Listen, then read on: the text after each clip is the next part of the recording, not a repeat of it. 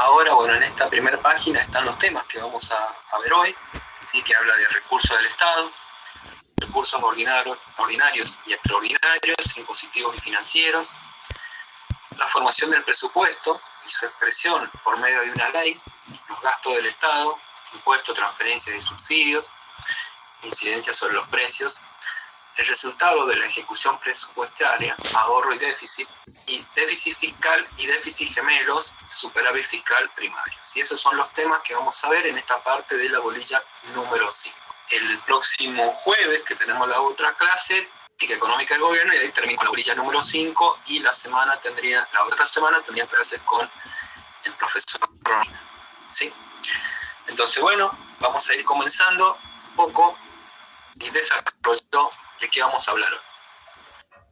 Cuando hablamos de recursos o ingresos del Estado, ¿sí? Decimos que esto va a definir en forma filosófica la concepción del rol del Estado, ¿sí? Hecho que está en relación directa con los fondos con los que éste cuenta para cumplir lo que políticamente se determina, ¿sí? Y acá vamos a ver diferentes autores. Adolfo Chabajén, ¿sí? Dice que si los ingresos son los medios pecuniarios de que el organismo público dispone para prestar los servicios públicos a su cargo. Son los medios financieros necesarios para cubrir los presupuestos de gastos del Estado, ¿sí? Después vamos a ver Salvador Oria, que dice que el recurso público es todo caudal que afluya a una entidad pública, ¿sí? En virtud del ejercicio financiero de esta y que se destina a fines de la misma. Clavel, el médico Clavel, que hay parte de la bibliografía que yo les he mandado, que se está subiendo ahí al 7 de los libros de Clavel, dice que son importes dinerarios generados a favor del Estado e ingresados al mismo, que tienen su origen en su facultad de imponer tributos, de la renta, sus bienes de dominio privado, público, y de las empresas de su pertenencia, para que ese Estado cumpla su función. Entonces, bueno, acá vemos tres definiciones de tres autores distintos, ¿sí? Sobre qué es lo que se entiende por recursos o ingresos del Estado, ¿sí? Entonces, bueno, cualquiera de estas definiciones ustedes la pueden tomar, ¿sí? La que les parezca un poco más sencilla, más entendible, ¿sí? Para ponerla en algún esquema o algún resumen, si tomar una definición de estas, ¿sí? Siempre cuando vayan a tomar una definición, coloquen de dónde la sacaron o de quién es el autor, ¿sí? O sea, dice, bueno, si voy a tomar la definición, decir, bueno, de Clavel, bueno, según el autor Clavel, dice tal cosa, ¿sí? Eso siempre utilicen ese método también para todas las materias, siempre sacar de dónde lo dijeron, quién lo dijo, de dónde lo sacaron también, ¿sí?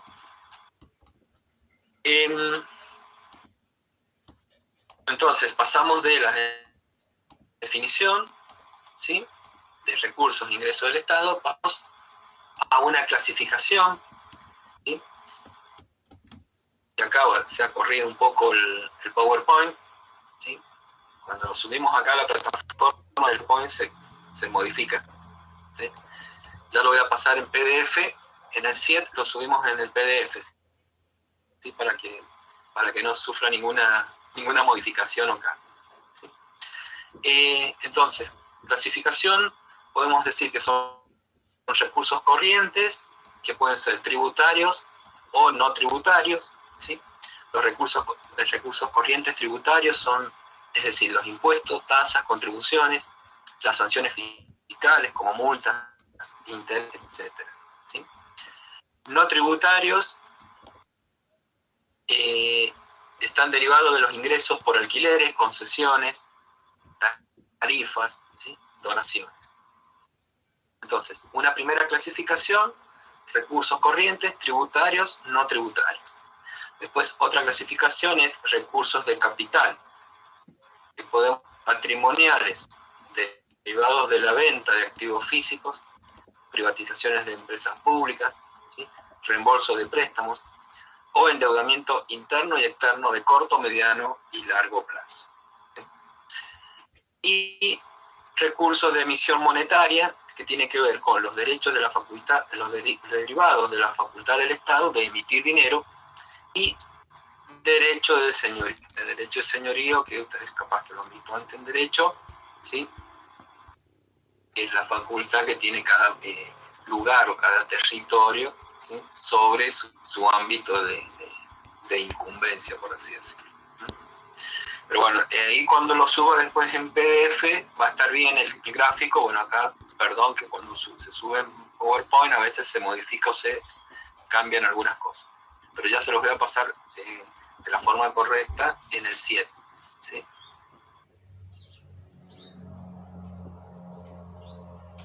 Entonces, otra clasificación también, podríamos decir que los recursos en el 7 se van a subir, ¿sí?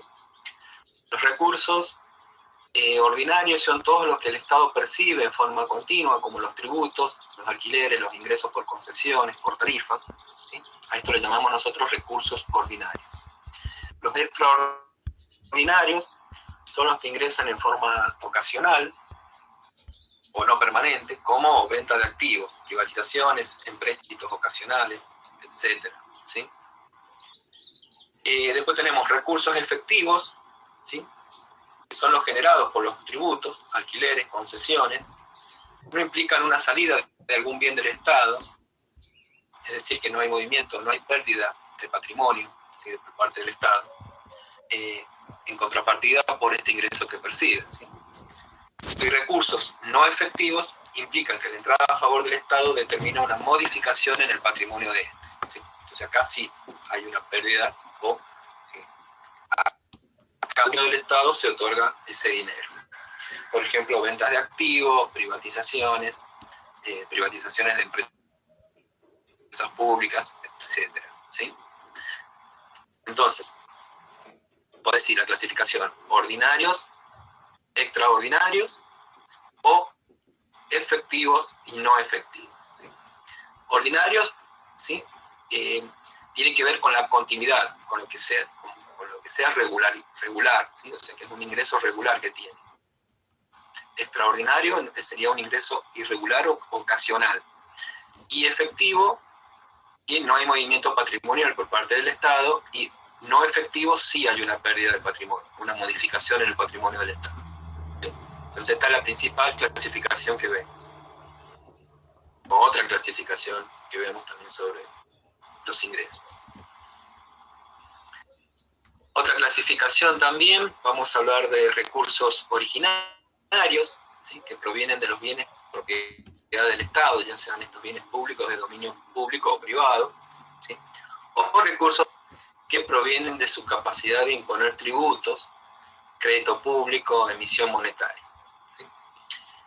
Recursos públicos con finalidad fiscal, ese es obtener fondos. Acá el motivo del recurso no es solamente la recaudación, sino también provocar determinadas conductas, ¿sí? A ver, ahí estamos, ¿me escuchan? Bueno, repetimos ahí lo último que vimos. Bueno, cuando hablamos de recursos originarios, dice que provienen de los bienes propiedad del Estado, ya sean estos bienes públicos de dominio público o privado. Recursos derivados que provienen de la capacidad de imponer tributos. Después tenemos recursos públicos con finalidad fiscal, obtener fondos para que el Estado ejecute sus fines y financie los servicios que presta. Y recursos con finalidad extrafiscal, el motivo del recurso, dice, no es solamente la recaudación monetaria, sino también provocar determinadas conductas. Por ejemplo, derechos de aduana utilizados como elemento de protección a la importación de bienes terminados o agrícolas que puedan competir con los bienes, ¿sí? Acá, por ejemplo, recursos con finalidad extrafiscal, también podemos agregar, ya lo vamos a ver después en otro ejemplo, los impuestos, por ejemplo, al cigarrillo. El cigarrillo tiene casi más del 70% de su precio es impuestos. ¿Por qué tiene impuestos? Con una finalidad fiscal, pero también extrafiscal, que es que la gente no fume. Al ser más caro, deje el cigarrillo, ¿sí? Pero bueno, esas son las finalidades extrafiscales que tienen a veces algunos impuestos, ¿sí? Para encarecer el producto y que las personas dejen de consumirlo en este caso, ¿sí? Por lo nocivo que es a la salud.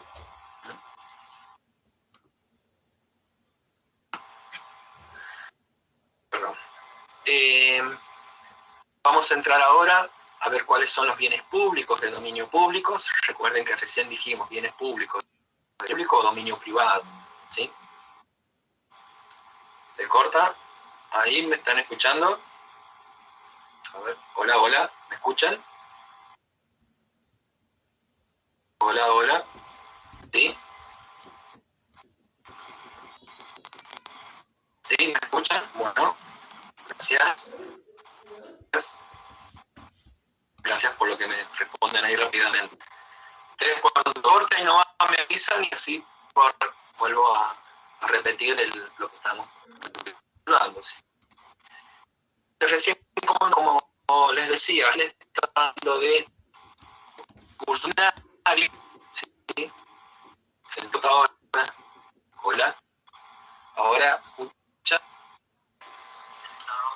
Probar ahí sin la cámara. A ver, ahora se corta. Hola, hola, ¿cómo estamos? ¿Se corta ahí? Sí, ahí saqué la cámara. ¿Está mejor? ¿Se escucha mejor entonces ahora? Bien. Bueno, gracias. Muchas gracias. Entonces, cuando recién dijimos de los recursos originarios, decíamos que son los que provienen de los bienes de propiedad del Estado, ya sean estos públicos de dominio público, bienes públicos de dominio público o privado. Ahora vamos a ver los bienes públicos de dominio privado, ¿sí? El Estado tiene una cantidad de bienes de su propiedad, que en realidad son de toda la sociedad, por cuanto su destino es ser gozados por el conjunto de la gente de un determinado país. Y acá incluimos los bienes naturales, ¿sí? Como ríos y sus riberas, playas, lagos, arroyos, montañas, yacimientos arqueológicos o paleontológicos, ¿sí? Bienes artificiales como carreteras, calles, puentes, canales de riego, plazas, museos, bibliotecas, edificios públicos. Bienes históricos, Casa de los Próceres, por ejemplo, Casa de San Juan, la Casa de Sarmiento, ¿sí? La Casa de Tucumán, el Cabildo de Buenos Aires, etc. ¿Qué características tienen estos bienes? Son bienes inalienables e imprescriptibles, ¿sí? No puede ser objeto de apropiación privada ni venta, puesto que es el uso común y no el uso particular el que provocara satisfacciones a la comunidad, ¿sí? Pero pueden ser objeto de concesiones, autorizaciones de uso o permisos que le generen ingresos al Estado, ¿sí? Por ejemplo, estacionamiento medido, peaje o entrada a un museo, ¿sí? Entonces esos son los bienes públicos de dominio público, ¿sí?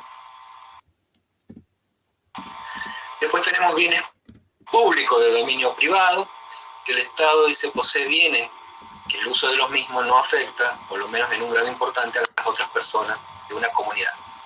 Y en consecuencia el Estado puede alquilarlas, venderlas, darlas en concesión. Son prescriptibles y enajenables.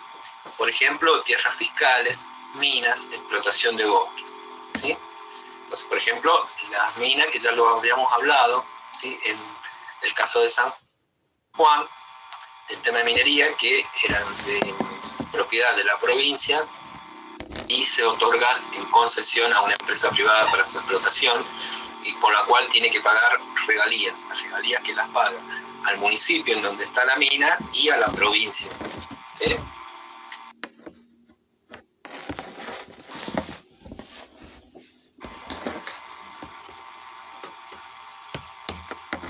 Y ahora vamos a ver una enumeración de ingresos que se generan por la disposición de bienes públicos y privados, ¿sí? Recién vimos los dos por separado, ahora vamos a ver los dos juntos. Las tarifas o los precios que cobran las empresas que prestan servicios públicos y no fueron privatizadas, ¿sí? Una vez deducidos los costos que estas empresas tienen. Por ejemplo, OCE, ¿sí? Dijimos que OCE es la proveedora de agua en la provincia y es una empresa estatal, es una empresa provincial, ¿sí?, de suministro de agua. Tiene el monopolio, ¿sí?, del suministro de agua en la provincia. ¿Se acuerdan cuando vimos los tipos de mercado? Vimos el monopolio y ahí estuvimos hablando de OCE. Las rentas de los fondos aplicados por el Estado a las operaciones con títulos públicos, o sea, los beneficios o ganancias que se lleva el Estado por operaciones de títulos públicos. Externos o internos, acciones y demás títulos mobiliarios. ¿Sí? Todos estos son ingresos que le van quedando al Estado. Las rentas provenientes de regalías, que en realidad es un impuesto directo, no coparticipable por las provincias de la nación, por ejemplo, minería, o coparticipable como las regalías petroleras, ¿sí? O sea, la minería se queda en la provincia y en el municipio. Y hay otros que son como las regalías petroleras que van a la nación y de ahí de nación se reparten, ¿sí? Ingresos públicos derivados de la venta de empresas públicas, privatizaciones, todos ellos de dominio privado. Se incluyen ingresos derivados de la explotación directa o indirecta de dichos bienes, ¿sí? O sea, cuando directamente, por ejemplo, cuando el Estado directamente explota una empresa, ¿sí? Y otros ingresos de bienes de propiedad del Estado vinculados con bienes de dominio privado, ¿sí? Acá tenemos entonces enumeración de todos los ingresos que se generan por la disposición de bienes públicos, privados y públicos. Espero que a ver si el próximo esquema no se ha modificado. Entonces tenemos fuentes de financiamiento del gasto público. Uno, la emisión, ¿sí?, que es la emisión de dinero, monedas y billetes, ¿sí? Entonces después tenemos otro, es el endeudamiento, puede ser a través de títulos públicos y préstamos, ¿sí? La realización de activos, o sea que es la privatización, ¿sí?, o la explotación de recursos naturales por el Estado, realizados por el Estado, por ejemplo, YPF, ¿sí?, por ejemplo ahora Vaca Muerta, ¿sí?, algunos de estos de explotación de recursos que hace el Estado, ¿sí?, o gas, para el gas también, para el gas natural, e impuestos, ¿sí? Entonces estas son las principales fuentes que tiene de financiarse el Estado para afrontar el gasto público, ¿sí? Entonces sería la emisión de dinero, el endeudamiento, la realización de activos y los impuestos, ¿sí? Hasta acá, ¿se entiende? ¿Se entiende qué es lo que hemos visto? Bien, gracias Valentina.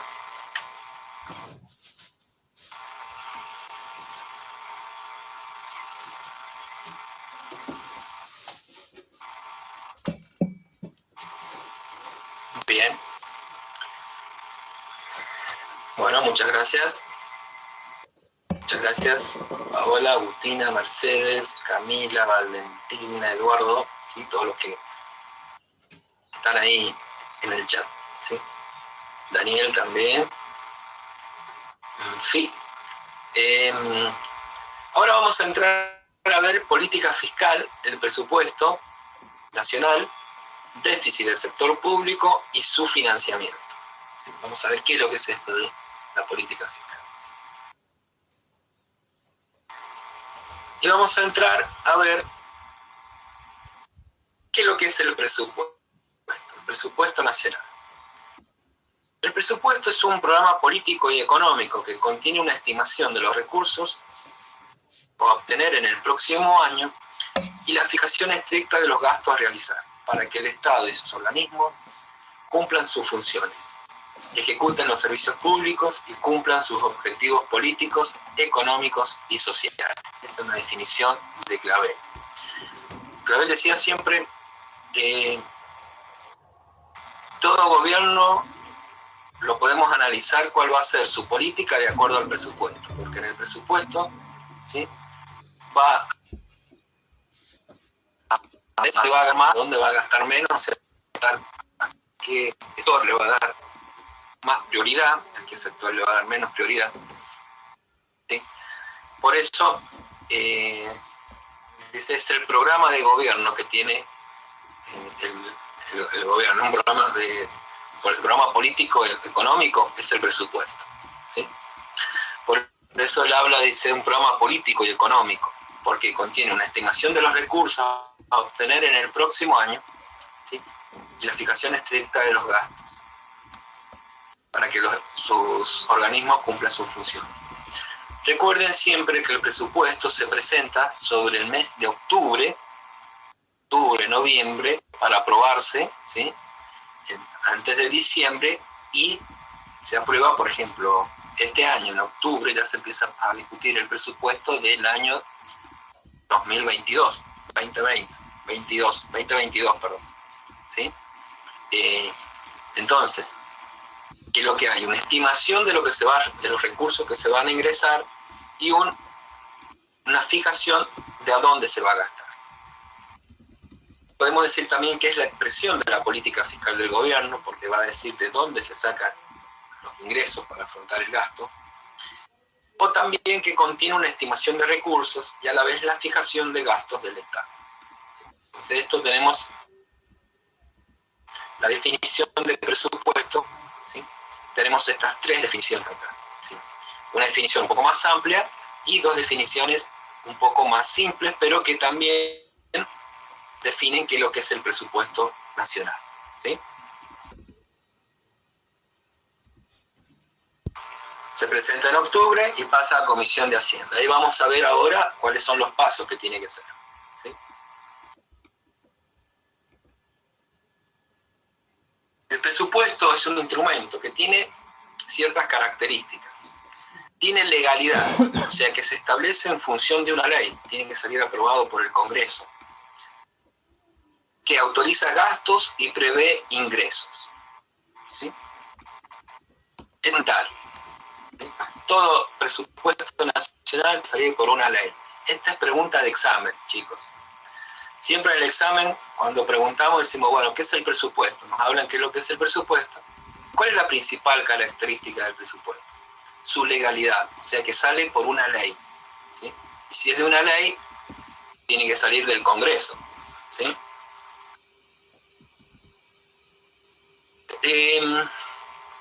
Es un instrumento también para el gobierno porque le permite de forma adecuada tomar decisiones, ¿sí? Para la administración porque permite asignar responsabilidad y su posterior gestión, porque administrar es planificar, organizar, dirigir, coordinar y controlar. Y control porque permite el control político y administrativo de la gestión del gobierno, ¿sí? Entonces, es un instrumento el presupuesto porque contiene legalidad, que tiene que salir por una ley del Congreso. Es un instrumento para el gobierno porque le permite tomar decisiones, ¿sí? A la administración porque le asigna responsabilidades, ¿sí? Para su posterior gestión. Y porque en el presupuesto dice quién va a ejecutar tal presupuesto o tal cantidad de dinero. Y control porque permite el control político y administrativo de la gestión de gobierno, ¿sí? Entonces, esto, recuérdense siempre, legalidad, un instrumento de gobierno, instrumento de la administración y un instrumento de control. ¿Cuál es el proceso de elaboración del presupuesto? Los procesos empezarían acá con las instituciones de la Administración Nacional que presentan anteproyectos de presupuesto, o sea, hacen una estimación de sus gastos, ¿sí? Para el próximo año. Eso pasa a una Oficina Nacional de Presupuesto. Esa Oficina Nacional de Presupuesto, que es la que dice ahí Milo, que presenta después el proyecto de ley de presupuesto a través del jefe ¿a través de quién? Del jefe de gabinete, ¿sí? El jefe de gabinete lo presenta al Congreso de la Nación y de ahí sale la ley de presupuesto. Fíjense en todos los pasos que tiene. También le dejan algunas facultades delegadas y DNU. ¿Qué significa DNU? Decretos de necesidad y urgencia, ¿sí? O sea, todos los gobiernos tienen una parte que pueden gastar, ¿sí? O aplicar cierta cantidad de dinero a través de DNU, ¿sí? O también lo que se puede hacer, lo que hacen muchos gobiernos, ¿sí? Es reasignar partidas, o sea, sacar partidas de un lado y reasignarlas a otro, en algunos casos, pero tienen que estar autorizados o en algunos casos pueden ser a través de facultades delegadas del Congreso al presidente o por un decreto de necesidad y urgencia, ¿sí? Esto, por ejemplo, cuando, también los decretos de necesidad y urgencia, cuando alguna provincia atraviesa algún problema, como por ejemplo San Juan, el terremoto, entonces a través de un decreto de necesidad y urgencia, el gobierno nacional destina una cantidad de dinero para la reconstrucción o para la construcción de viviendas en la provincia, ¿sí? O también se pueden hacer transferencias de partidas por decisiones administrativas, pero esto les decía recién que tiene que, o sea, la partida tiene que salir de algún lado, o sea, se hace lo que se dice una reasignación de partidas. Entonces fíjense que para elaborar un presupuesto tiene que pasar por todos estos pasos, ¿sí? Por todas estas oficinas y terminan en el Congreso, ¿sí? Sí, se han reasignado algunas partidas para la crisis actual. Sobre todo, ya vamos a ver, partidas que estaban para el pago de deuda externa se reasignaron para pagos de gastos de salud, ¿sí? Entonces, estos son los procesos de elaboración del presupuesto. Y acá también donde van a trabajar muchos de ustedes, porque si trabajan en la Administración Central, Nacional, digo, van a estar en alguno de estos, ¿sí?, pasos, ¿sí?, en algunas de estas oficinas en donde se elaboran los presupuestos, ¿sí? Fíjense que no es fácil entonces que el gobierno diga, bueno, voy a gastar o voy a hacer tal obra, sino que todas las obras públicas, ¿sí?, tienen que pasar por todos estos pasos, ¿sí? Por ejemplo, la ruta 40, ¿sí?, que está incluida que se está construyendo en San Juan, se planificó hace 5 o 6 años atrás en su proyecto de ese año, ¿sí?, y pasó por todas estas pasos, ¿sí? Y acá también es donde se da el juego de las disputas por parte de los diputados provinciales, ¿sí?, que cambian o modifican su voto de acuerdo a si tienen obras públicas en su provincia o no, ¿sí? O sea, negocian, decir, bueno, te apruebo el presupuesto, pero sí me incluyes esta obra pública, este barrio, esta ruta, este pavimento, sí, o sea, siempre también acá donde se da el lobby o la negociación por parte de los diputados provinciales que negocian con Nación, ¿sí?, en muchos casos sus votos a cambio de obras para la provincia. Que es legal, o sea, eso es legal y es así siempre, ¿sí?, este tema de las negociaciones con los diputados, la aprobación de los votos a cambio de obras públicas para la provincia.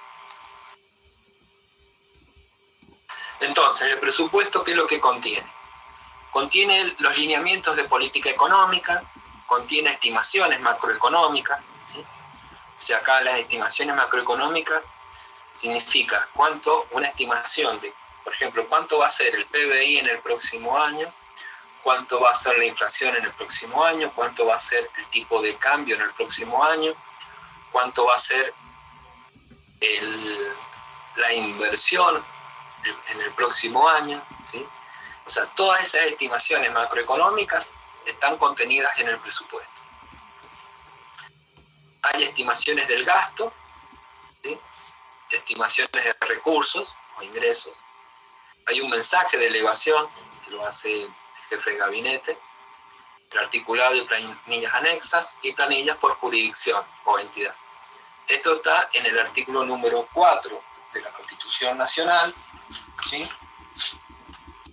Vamos a ver qué dice el artículo número 4. El gobierno federal provee a los gastos de la nación con los fondos del Tesoro Nacional formado del producto de derechos de importación y exportación, del de la venta o locación de tierras de propiedad nacional, de las rentas de correos, de las demás contribuciones que equitativa y proporcionalmente a la población imponga el Congreso General, y de los empréstitos y operaciones de crédito que decrete el mismo Congreso para urgencia de la nación o para empresas de utilidad nacional, ¿sí? Entonces fíjense, ya vamos a avanzar también en otra parte, que para tener, para endeudarse, o sea, dice, los empréstitos y operaciones de crédito que decreta el mismo Congreso, o sea, ya vamos a ver, creo que hay otro artículo en donde dice que todo endeudamiento tiene que pasar por aprobación del Congreso. ¿Sí? ¿Hola? ¿Hola, hola? ¿Hola, hola? ¿Se escucha ahí? ¿Hola? ¿Hola? ¿Cuáles son las atribuciones del Congreso? En el artículo 75 vemos que, yo ahí he resumido, sí tiene más, pero está los incisos, el 1 sobre materia aduanera, sobre la capacidad de imponer impuestos, la asignación de recursos, contraer empréstitos, uso o enajenación de tierras, afiliar el pago de la deuda interior y exterior y sellar moneda. ¿Sí? Entonces fíjense en que yo les decía recién que todo endeudamiento tiene que pasar por acá, por el Congreso. Nosotros hemos tenido el endeudamiento, el máximo endeudamiento que tuvimos en el anterior gobierno no pasó por el Congreso. ¿Sí? Eso es una de las cuestiones que está en discusión ahora si es legal o no. ¿Sí? Entonces, todo endeudamiento tiene que pasar por el Congreso y fíjense, el arreglo del pago de la deuda interior y exterior también pasar por el Congreso. ¿Sí? Entonces, sellar moneda, que es el tema de emisión de la moneda, también la autoriza el Congreso.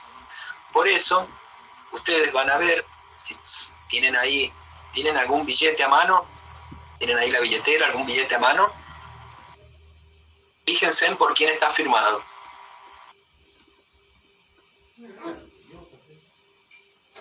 Por el presidente de la Cámara de Senadores, por el presidente del Banco Central, pero sobre todo, presidente del Banco Central, pero sobre todo está firmado por el presidente de la Cámara de Senadores o Cámara de Diputados. ¿Sí? El Banco Central siempre está, pero fíjense en que siempre tiene la firma del presidente de la Cámara de Senadores o de la Cámara de Diputados. ¿Sí? Porque es el punto 4, claro, no, dijimos recién que no se había, la deuda contraída con el Fondo Monetario no pasó por el Congreso. Entonces, la atribución original de sellar monedas del Congreso, pero el Congreso delega, ¿sí?, la emisión en la Casa de la Moneda. Pero por eso todos los billetes están firmados por el presidente de la Cámara de Diputados o por el presidente de la Cámara de Senadores. ¿Sí? Fíjense que no tiene ni la firma del presidente de la Nación ni otro, sino que presidente de Cámara de Senadores o Cámara de Diputados. ¿Sí? Ahora vamos a hablar sobre el tema impositivo, el sistema impositivo. ¿Sí? Esto también es muy importante que lo sepan, para que sepan distinguir qué es lo que son impuestos y cuáles no son impuestos. ¿Sí? El sistema impositivo, los impuestos son una imposición del Estado a los individuos, a las unidades familiares o a las empresas, ¿sí?, para que paguen una cierta cantidad de dinero en relación con determinados actos económicos. Por ejemplo, el consumo del bien, al obtener ingresos por el trabajo o al generar beneficios las empresas. ¿Sí? Entonces, cuando pago, por ejemplo, impuesto al IVA, cuando consumo algo, lo pagamos nosotros como individuos. Los ingresos que, por ejemplo, ganancias, cuando nuestro sueldo pasa a determinada base, ¿sí?, o las empresas, ¿sí?, cuando le tienen impuestos a los beneficios. ¿Sí? Entonces los impuestos son una imposición del Estado para que se paguen, ya vamos a ver, para que paguen cierta cantidad de dinero en relación con determinados actos económicos. ¿Sí?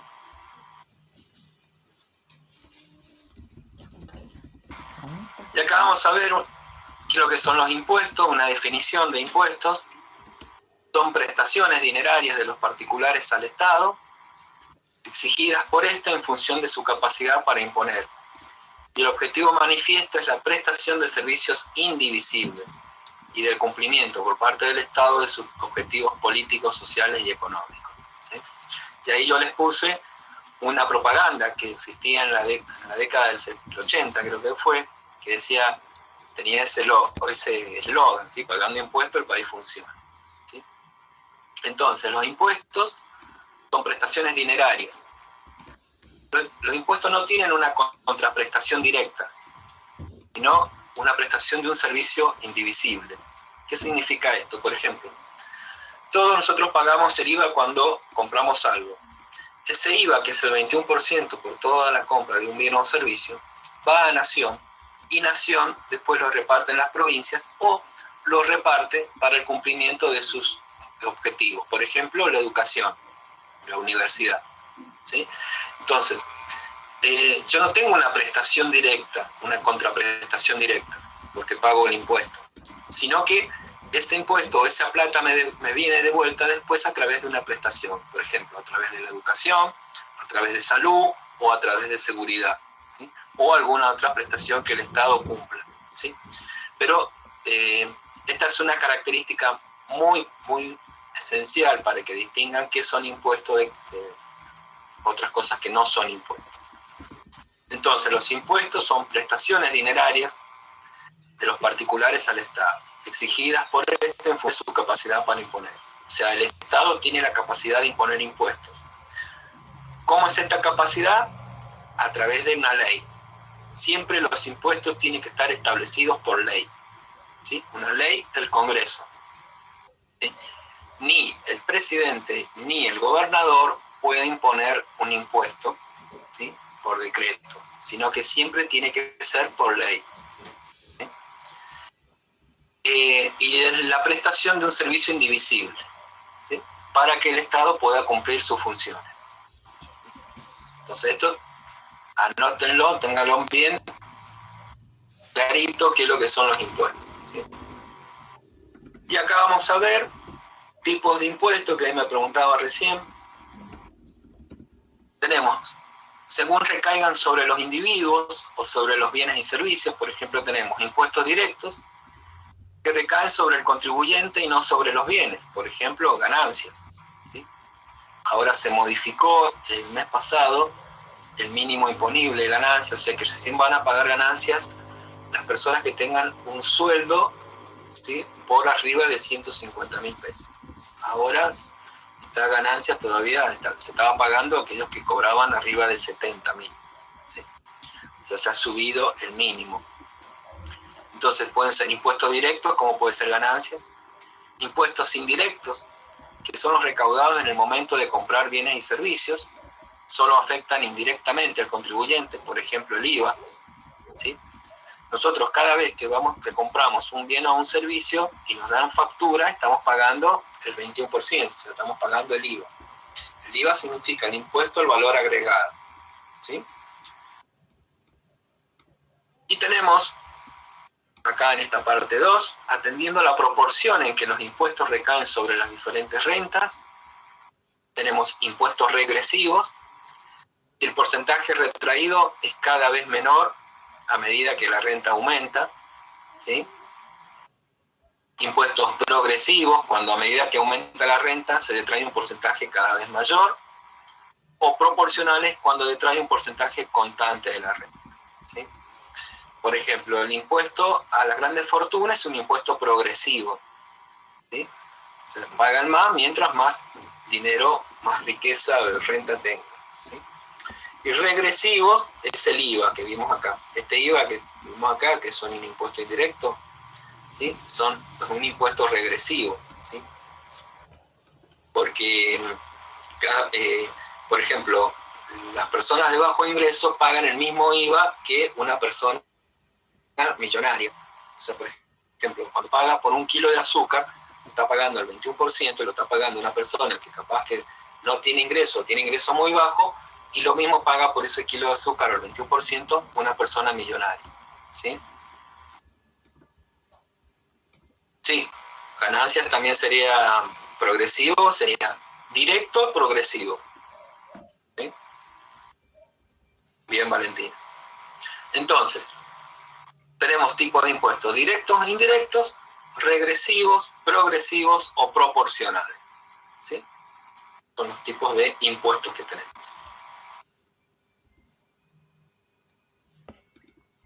Y acá vamos otra vez a profundizar. Vamos a ver, por ejemplo, bueno, otra definición de impuesto, que es una contribución obligatoria al Estado sin referencia a un beneficio determinado que recibe el contribuyente. Pueden ser directos, impuestos a los ingresos de personas físicas a personas jurídicas, o impuestos a los patrimonios, ¿sí? O pueden ser indirectos, por ejemplo, impuestos generales sobre productos y servicios, como por ejemplo las ventas, IVA o ingresos brutos. Impuestos selectivos sobre productos y servicios, por ejemplo el tabaco, combustible, bancarios. O impuestos sobre el comercio exterior, que si son sobre las importaciones le vamos a llamar aranceles, ¿sí? O sea, los bienes que vienen de afuera, ¿sí? Son importados, se le coloca un arancel. Y a los bienes que se exportan se les llama retenciones, ¿sí? Que se lo han escuchado ustedes por la gran siempre pelea que hay sobre el tema de las retenciones a las exportaciones. Por ejemplo, en Argentina la soja o en San Juan a la minería, ¿sí? Entonces ese es un impuesto sobre el comercio exterior, que tiene otras finalidades también, ya vamos a verla después más adelante.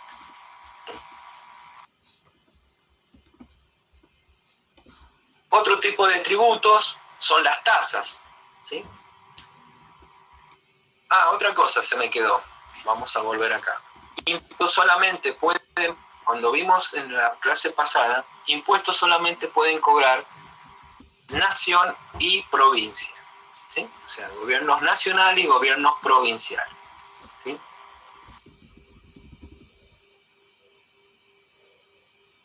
A mayor impuesto no es contraproducente a la economía, eso, bueno, deberá, de acuerdo, o sea, mayor impuesto a quién, hay que ver, a quién, no sale el nombre ahí, pero eso tiene que ver a quién le vas a poner mayores impuestos.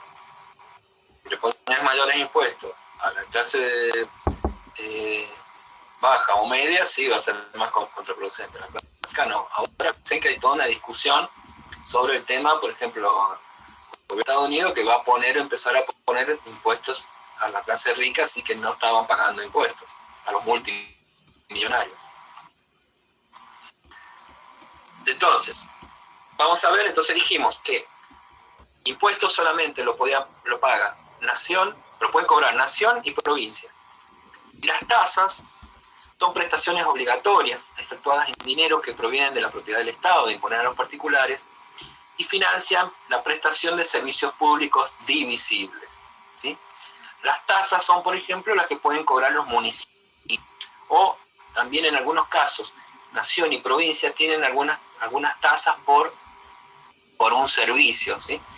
Pero la más común es los municipios. Fíjense en que, fíjense ahí en la boleta de la luz, que ustedes tienen una parte que es la tarifa de energía eléctrica y otra parte con las impuestos, tasas y contribuciones que pagamos, ¿sí? Y estas tasas, cuando cobran los municipios a través de la boleta de la luz, sale como ABL, alumbrado, barrido y limpieza, ¿sí? Y esto es una tasa municipal por todos los servicios, por un servicio público divisible, ¿sí? Porque el municipio me pone en la puerta de mi casa o ilumina la calle en donde yo vivo, ¿sí? O viene a limpiarme, o viene a pasa el basurero, ¿sí? Entonces, por eso cobra una tasa municipal, ¿sí? Fíjense, las tasas tienen una contraprestación, ¿sí? Los impuestos no tienen una contraprestación directa o divisible. Las tasas sí, una contraprestación divisible y directa. ¿Sí? Las contribuciones también son prestaciones obligatorias efectuadas por los particulares al Estado, efectuadas en dinero. Provienen de la potestad del Estado de imponer. Su origen reside en algún beneficio que obtienen los particulares por la acción del Estado. Por ejemplo, pavimentación, cloaca, ¿sí? Generalmente se lo llama contribución por mejoras. Esto lo van a encontrar ahí en la boleta, lo decía yo, en la boleta de la luz, que pagamos todo lo que son impuestos, tasas y contribuciones municipales, ¿sí? Impuestos nacionales o provinciales y tasas y contribuciones municipales, si en su barrio le pusieron, por ejemplo, el pavimento, las cloacas, el gas, ¿sí? O alguna iluminación nueva, todo eso, es muy posible que venga un ítem que diga contribución por mejoras, ¿sí? ¿Por qué? Porque esta mejora le va a dar más valor a su casa, a su barrio, ¿sí?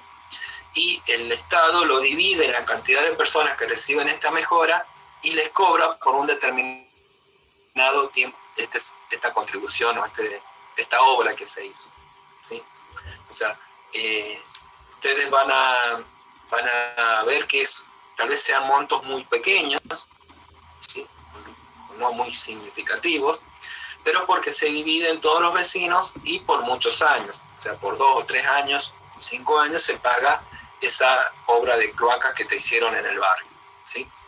Entonces, si tu barrio tal vez antes no tenía ni pavimento, ni cloaca, ni gas, puede ser que tu vivienda tenía un valor, pero ahora, al tener todos esos servicios, ya sube de valor, ¿sí?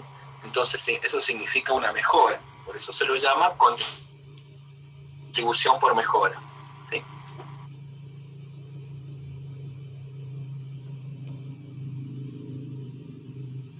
Y acá, bueno, les puse recién, ¿se acuerdan que recién les decía de la finalidad extrafiscal de los impuestos, ¿sí? Y acá les he colocado 3 bienes, dice, con más carga impositiva, ¿sí? Uno, por ejemplo, los cigarrillos, que tiene una carga impositiva del 80%. Yo recién les decía del 70%, pero no, me quedé corto, es del 80%. Cuando un consumidor compra una tabla de cigarrillo, el Estado se queda con el 80% del total que se paga por paquete. Hay 5 impuestos que gravan el precio final de la venta del cigarrillo. La Cámara de la Industria del Tabaco informa en un trabajo de investigación que el precio del cigarrillo incluye 3 impuestos específicos. Un 7% del Fondo Especial de Tabaco, 9,8% del impuesto adicional de emergencia y 58% de impuestos internos, 4,5% de impuesto al valor agregado, IVA, y 0,6% de ingresos brutos, ¿sí? O sea, fíjense, todo esto da casi un 80% del valor del paquete de cigarro son impuestos. Y esto, como les decía, tiene una finalidad fiscal, que es recaudar, y una finalidad extrafiscal, que es que la gente no consuma o deje de consumir cigarrillos. Hay estudios que comprueban que el aumento del precio del cigarro la gente baja el consumo. No, porque como todo vicio, ¿sí? Es una adicción, ¿sí? Y es muy difícil dejarlo, ¿sí? O dejar el vicio, ¿sí? Sí pasó, creo, el año pasado, fíjense, con la pandemia, que hubo escasez de cigarrillos porque no estaban trabajando las fábricas y aumentó, no sé, yo no soy consumidor, pero creo que valía 100 pesos y aumentó a 500, a 600 pesos, casi 1000 pesos el paquete. Y mucha gente dejó de consumir, pero hay otra gente que no lo pudo dejar de consumir. Valentina dice, el año pasado aumentó el consumo. No sabría decirte, no tengo datos, ¿sí? No habría sí, por ahí hay gente cercana que dejó de consumir porque ya no estaba dispuesta a pagar 500 pesos o más por un paquete de cigarrillos. Ahí se dio cuenta, mucha gente el año pasado, con la cuarentena, cuando no había cigarrillos, ¿se acuerdan? Se dio cuenta de su adicción, ¿sí? Y ahí se dio cuenta de cuánto estaba dispuesto a pagar por un paquete de cigarrillos. Muchas familias decían, no voy a pagar 500 pesos por un paquete de cigarrillos, que me lo podría comprar en comida, ¿sí? Se hace para que la ayuda, pero también contribuye a que las personas se metan en el blanco. Bien. Entonces, pasó de que algunos dejaron de consumir, dejaron de fumar, ¿sí? Pero bueno, pero como toda adicción es muy difícil de dejarlo, ¿sí? Pero bueno, está en eso hasta que se dan cuenta de que es una adicción y bueno, hay posibilidad, se puede dejar, ¿sí? Compraban el tabaco, sí, también pasó a ser, así armaban los cigarrillos, sí, porque les resultaba mucho más económico. Los celulares, que tienen una carga impositiva del 67%, ¿sí? En el caso de la compra de un celular producido en el país, el 60% de lo que uno paga se lo queda al valor de salida de fábrica. Hay que agregarle un 21% de IVA, 20% de impuestos a los bienes suntuarios, 20,5% de derechos aduaneros, 4,5% de ingresos brutos más ganancias, y impuesto al cheque, más los costos de logística, que sería un 5% más, ¿sí? Porque las piezas importadas son trasladadas, van del puerto de Buenos Aires a Tierra del Fuego para luego volver con el producto terminado a Capital Federal, ¿sí? Según los datos de la Asociación de Fábricas Argentinas Terminales de Electrónica, ¿sí? Entonces fíjense, celulares también, por eso dice más caro comprar acá que en Chile, puede ser. Chile no produce ellos celulares, sino es todo importado. Chile no produce nada casi. Todos todo lo que encontrás, todo lo que tenés en oferta para comprar en Chile es importado, ¿sí? Tal vez por eso puede ser que en algunos casos sea más barato, pero tenés que pagarlos en dólares, ¿sí? Entonces, bueno, entonces vimos ahí cigarrillos, celulares, y vamos a ver el otro ejemplo, los autos, ¿sí?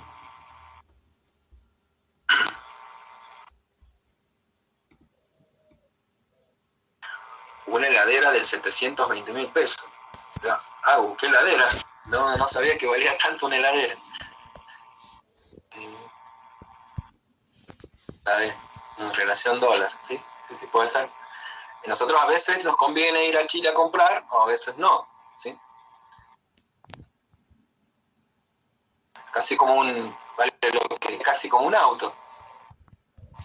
Bien. Otro bien que tiene una alta carga impositiva son los autos, ¿sí? Esto es del año pasado. Publicó un estudio donde explica que el 54% del precio de venta de los vehículos nacional va a parar al Estado. La carga impositiva ahí está encabezada por el IVA. Acá hay un pedido, por ejemplo, por los fabricantes de autos en Argentina, de que en todos los proveedores no se cobre el IVA, porque si no se está agregando un 21%, por ejemplo, el proveedor que le vende a la fábrica le pone el 21%, o el que arma algún producto que va neto, y ese otro que cuando se lo vende a la fábrica le pone el 20%, entonces están endeudando, ¿sí? Se va agregando ese 21%. Ganancia, impuesto a los débitos de crédito bancario, impuesto a las participaciones societarias, ¿sí? Ingresos brutos, tasa municipal, sellos, ¿sí? Todo esto termina llevando a que la carga impositiva, la construcción de un auto nacional, sea de un 55%, ¿sí? Por eso es que los autos nacionales no son más baratos que los importados, ¿sí? Y que también a veces la industria nacional no pueda competir con la industria importada. Por eso Argentina se está especializando en la fabricación, en el tipo de vehículos de camionetas, ¿sí? Casi todo lo que viene camionetas, ¿sí? Que se fabrican en Argentina, ¿sí? Sobre todo, bueno, Toyota, Ford, Nissan, Renault, Volkswagen, todas, ¿sí? Argentina se está especializando en la fabricación de camionetas, porque eso tendría una carga impositiva más baja, y también tiene una mayor demanda que los autos. Y la camioneta no paga, por ejemplo, impuesto al lujo, porque es considerado un bien de trabajo, ¿sí? La camioneta es considerada un capital de trabajo, entonces no paga impuesto al lujo, ¿sí? En la ventana, una Ford en Chile está en la mitad de aquí el precio. Puede ser, hay que ver, o sea, el tema de la relación con el precio de lo de Chile, en muchos casos hay que tener en cuenta con los ingresos, cuánto ingreso y cuánto ingreso en Chile. Puede ser que esté a mitad de precio, pero al chileno, la persona chilena, el chileno sea carísimo, ¿sí? Sí. No hay locales superiores o inferiores, sino son ingresos, ¿sí? Mucha carga impositiva, las empresas se van. No, vayan empresas de O sea, por la carga positiva no pasa. Sí, producir, en algunos casos producir les cuesta, pero no es que se van por la carga impositiva. Muy pocas se van. Bien, bueno, ya la voy a ver entonces. No sabía que alguna la podía valer. Sí. Sí, acá también hay que tener en cuenta de que o sea, encima de los impuestos lo que tenemos acá es un alto costo de financiamiento. O sea, una tarjeta de crédito te está cobrando arriba del 50%, 70% de tasa de interés. Eso en Chile no lo tienen. Ellos tienen un financiamiento más barato. Por eso tal vez, por ejemplo, la camioneta o la heladera les resulta más barato porque ellos tienen el crédito en Chile es mucho más barato que acá. Pero tampoco está al alcance de todos, ¿sí? Fíjense en el problema que tiene en Chile ahora bueno, ahora están con un problema, ahora están con el tema de la reforma constitucional y todo, porque quieren cambiar todo el sistema, ¿sí? Argentina tiene 167 tipos de impuestos. Sí, no sé que son muchos, no tengo ese número, ¿sí? No tengo ese número tan específico, ¿sí? Entonces, vamos a ver. Está en discusión ahora en el Congreso una reforma tributaria en la cual se disminuyan las cantidades de impuestos para que sean menos los impuestos, ¿sí? Y tengan más carácter progresivo, ¿sí?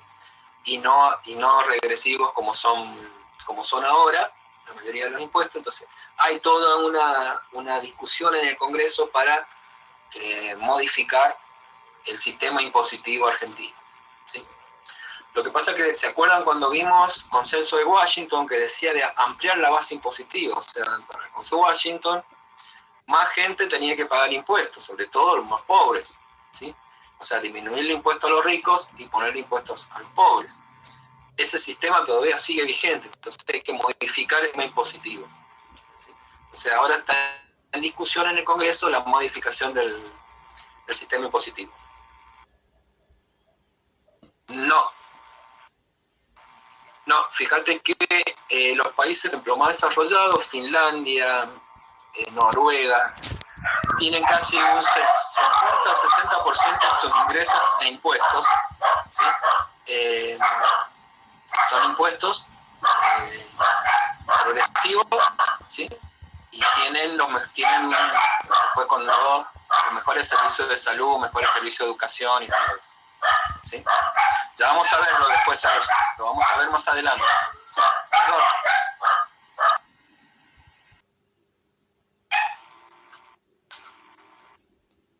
Perdón que justo golpeaban y tengo el timbre a la espera. Dice, Suiza es una mejor economía, la que posee mayor libertad económica, como Australia y Nueva Zelanda.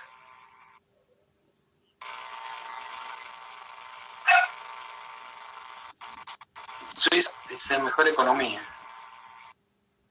Bueno, Suiza vive de ser el país que lava plata de todo el mundo, ¿sí?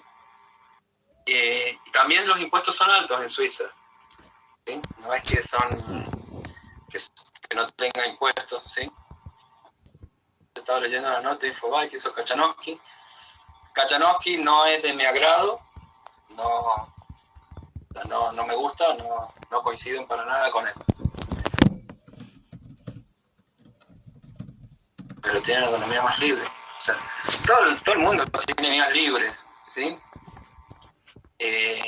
Pero bueno, Suiza también es como un caso como los países nórdicos, donde casi el 60% de tu ingreso va en impuestos, que se te devuelven con servicios, ¿sí? No te saber si Brian, no tengo la info exacta, ¿sí? Pero bueno. Entonces vamos a ver acá cuáles son los ingresos y gastos del sector público no financiero, ¿sí? Fíjense que los principales ingresos son por IVA, ¿sí? Vemos en 2018-2019, ingresos por IVA, neto de reintegros, por ganancias, por aporte y contribuciones, débito y créditos, bienes personales, impuestos internos, combustibles, derechos de exportación, derechos de importación. ¿Sí? Después tenemos las rentas generadas, rentas cobradas al sector público-privado, ¿sí? Ingresos tributarios, corrientes y no corrientes, ¿sí? Entonces, acá fíjense que yo les he puesto, este gráfico es 18-19, de las principales fuentes de ingresos en el Estado, ¿sí? Las transferencias, ¿qué son las transferencias? Son gastos que implican salidas de fondo que no suponen una contraprestación de bienes o servicios y cuyos importes son no reintegrables por los beneficiarios y de carácter gratuito. Corresponden exclusivamente a la entrega de dinero y no a transferencias en especie, ¿sí? Acá les he puesto el link de donde yo saqué la nota y salen transferencias económicas ante la pandemia, ¿sí? En dólares, ¿sí? ¿Cuánto se han destinado? Por ejemplo, bueno, Argentina, $146 por persona, Brasil 142, Perú 114, 72, Chile, Colombia, o sea, todos los países. Yo no agregué acá otros países del mundo, pero en todos los países del mundo han realizado transferencias en dinero no reintegrable a las personas, ¿sí? Para ayudarlos, puedan mantener el consumo, ¿sí? Y no caiga más la economía, ¿sí? Para que no se profundice más la crisis, ¿sí?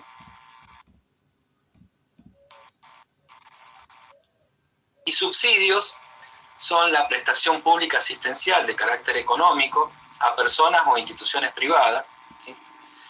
Subsidios para atender erogaciones de capital a favor de, por ejemplo, de entidades sin fines de lucro, cooperativas, empresas privadas. Por ejemplo, incluye subsidios para el equipamiento de la investigación científica, tecnológica aplicada y la ayuda a personas de escasos recursos para la adquisición de bienes de capital. Y acá también, por ejemplo, tenemos ejemplos de la educación privada, que está subsidiada, ¿se acuerdan que lo dijimos? Pero también puedes recibir subsidios cooperativas, clubes, ¿sí? O sea, son dinero para que se equipen o para que realicen alguna compra de algún material o adquisición de bienes de capital, ¿sí? El subsidio es un tipo de transferencia por parte del Estado, generalmente monetaria, que modifica el precio en pos de incentivar o beneficiar a algún grupo social o sector económico, ¿sí? El precio que se modifica es el denominado precio de mercado y va variando según la política que se aplique. Por ejemplo, el pasaje colectivo. El pasaje colectivo, por ejemplo, escolar, ¿sí? Es una parte de lo que paga una persona, aunque normal, común, ¿sí? O sea, un pasaje común creo que está en 30 pesos y el escolar está en 10. Entonces hay 20 pesos que pone el Estado para que las personas que están estudiando se puedan trasladar en colectivo y les resulte más barato, ¿sí? Entonces ahí está otorgando un subsidio a la empresa de transporte para que lleve alumnos al estudiar, ¿sí? O el gas envasado también a veces tiene subsidio, o en algunos casos, por ejemplo, los autos de producción nacional, o autos que, por ejemplo, los autos para personas con discapacidad que tienen un subsidio, no pagan impuestos.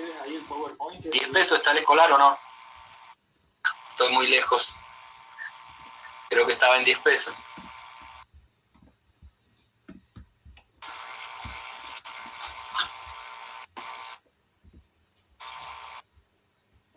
Y acá yo les he colocado, por ejemplo, un mapa de los subsidios al transporte y van a ver cuál es el lugar que reciben más subsidios por transporte. Es Ciudad Autónoma de Buenos Aires, Cava, fíjense, 18.444.700. O sea, fíjense en todo lo que recibe Cava por subsidios de transporte, fíjense en lo que recibe Buenos Aires, ¿sí? Y lo que recibe, por ejemplo, San Juan. Y por acá está. ¿Sí? Son del año pasado, ¿sí? O sea, el año pasado son estos. Ahí está abajo, creo, si lo amplían, está la fuente y el año. Y fíjense en lo que recibía por transporte.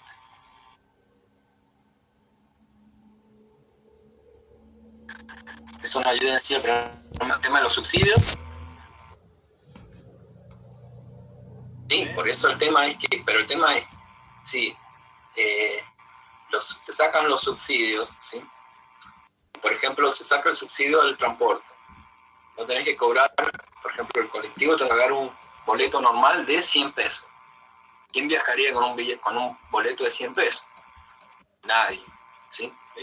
Entonces, por eso se otorga ese subsidio. El problema de la emisión como efecto tiene una alta inflación, no, bueno, no está comprobado que la emisión provoca inflación. Ya vimos en el anterior gobierno que no emitimos inflación, ¿sí? Ahora se está emitiendo y tenemos inflación, pero más sobre todo tenemos una inflación de oferta por parte de los empresarios que son, como les dije el otro día, oligopólicos en el sector alimentario, y por aumento de los commodities, por aumento de la soja, que ha aumentado sus dólares, ¿sí? Y ese aumento del precio de la soja en dólares se traslada al mercado, ¿sí? Pero en todo el mundo, todos los estados subsidian el transporte, subsidian la electricidad, subsidian la educación, ¿sí? Esto no es, porque ¿se acuerdan que dijimos que el transporte público era una actividad, un bien público, pero que se otorgaba a una empresa para su realización, ¿sí?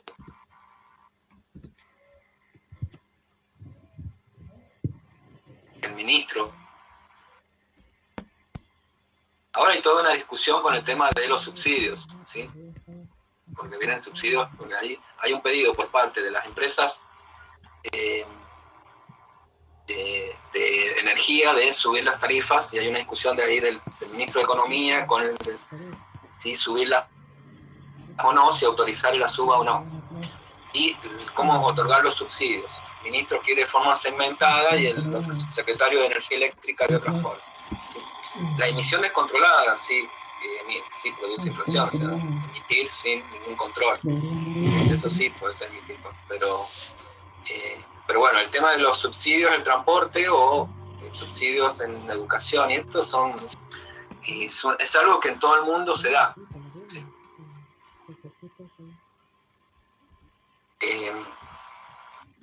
Inclusive, por ejemplo, bueno, Estados Unidos tiene un subsidio al petróleo. La nafta en Estados Unidos vale centavos, ¿sí? Pero por eso, porque Estados Unidos le compra petróleo a Irán, a los países árabes o a Venezuela muy barato, ¿sí? Y lo subsidia después en su país. Por eso ustedes van a ver que Estados Unidos, o sea, ahí estoy intentando subir de nuevo.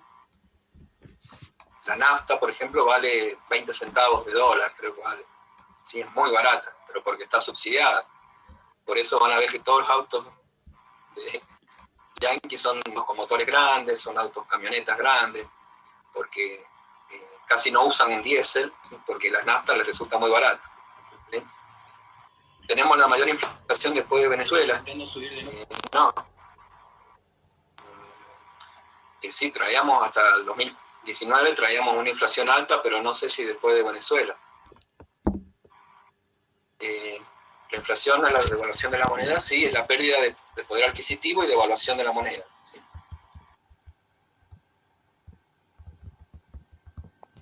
Vamos a Estados Unidos. Por eso ellos quieren quedarse con el petróleo de Venezuela para poder seguir subsidiando sus naftas, por eso la pelea que tienen con Venezuela, ¿sí? Por el problema del presidente, nada de eso. Es por las riquezas que tienen, ¿sí? Y para terminar, entonces, vamos a ver el tema del resultado del presupuesto, ¿sí? El resultado del presupuesto puede ser déficit fiscal, cuando los ingresos totales son menores a los gastos totales, ¿sí? Superávit, cuando los ingresos totales son mayores a los gastos totales. Déficit gemelos, cuando el déficit fiscal y de cuenta corriente, ¿sí? Más importaciones que exportaciones, ¿sí? O sea, cuando tenemos déficit gemelo son déficit fiscal y de cuenta corriente. O sea, que importamos más de lo que exportamos. Superávit primario. Superávit primario cuando los ingresos totales son mayores a los gastos totales, ¿sí? Excluido de estos los egresos correspondientes a amortización de deuda e intereses de la misma, ¿sí? Entonces acá hay que tener cuidado porque muchas veces también nos dicen, o nos decían algunos gobiernos, tenemos superávit primario. ¿Pero qué significa esto? Que no tengo en cuenta la amortización o intereses de deuda externa, ¿sí? Porque puede ser que yo tenga más ingresos que gastos, pero no estoy contando los intereses de deuda externa, ¿sí? O la misma los intereses o la amortización de deuda externa. Entonces, por eso, superávit primario, cuando los ingresos totales son mayores a los totales, excluidos los egresos correspondientes a amortización. Y superávit secundario, cuando tengo en cuenta la amortización o intereses de deuda externa. Y presupuesto equilibrado o saldado, cuando los ingresos son iguales a los gastos totales, ¿sí? Entonces,